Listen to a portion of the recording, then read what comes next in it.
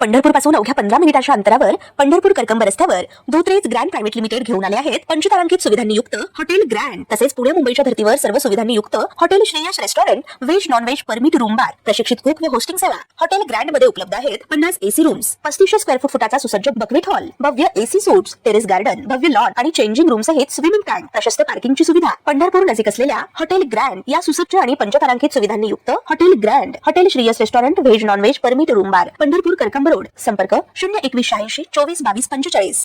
OBC आरक्षणाच्या मुद्द्यावरून महाराष्ट्रातील राजकारण पुन्हा एकदा तापलं आहे। ओबीसी नेते लक्ष्मण हाके यांनी सत्ताधारी महायुती सरकारवर अत्यंत बोचरी टीका केली आहे। महाराष्ट्रातील ओबीसीचे आरक्षण पद्धतशीरपणे संपवण्याचे महापाप सत्ताधाऱ्यांनी केलं आहे। आता केवळ कोर्टात जाऊन उपयोग नाही तर रस्त्यावर उतरल्याशिवाय पर्याय उरला नाही, अशा प्रकार शब्दात ओबीसी नेते लक्ष्मण हाके यांनी राज्य सरकारविरोधात शंख फुंकला आहे। महसूल मंत्री राधाकृष्ण विखे पाटील यांना मुजोर संबोधत हाकेंनी त्यांच्यावर आरक्षण संपवण्याचा पुढाकार घेतल्याचा गंभीर आरोप केला आहे।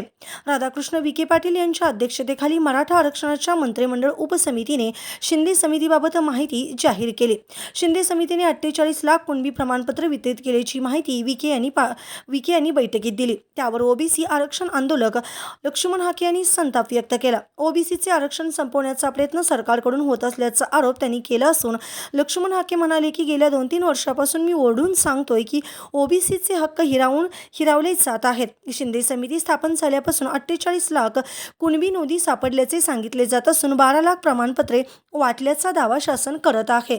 आता पुन्हा या समितीला मुदतवाढ दिली जात आहे। हे सर्व मूळ ओबीसी बलुतेदार, अलुतेदार आणि भटक्या विमुक्त जातीचे आरक्षण संपवण्याचे कारस्थान असल्याचे त्यांनी म्हटले आहे। भाजप आणि सत्तेतील नेत्यांवर निशाणा साधत हाके म्हणाले, एकीकडे ओबीसी आमचा डीएनए असल्याचा गप्पा मारायच्या आणि दुसरीकडे शांत डोक्याने त्यांचं आरक्षण संपवायचे, ही दुटप्पी भूमिका आता उघडी पडली आहे।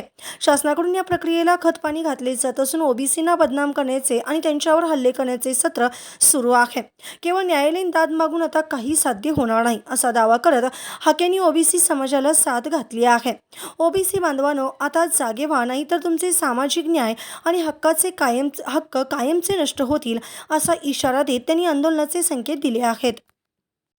ताज्या घडामोडी पाहण्यासाठी आमच्या YouTube चॅनलवरील PVR म्हणजेच पंढरी वार्ता या न्यूजला सबस्क्राईब करा आणि शेजारील बेल आयकॉनवर क्लिक करा।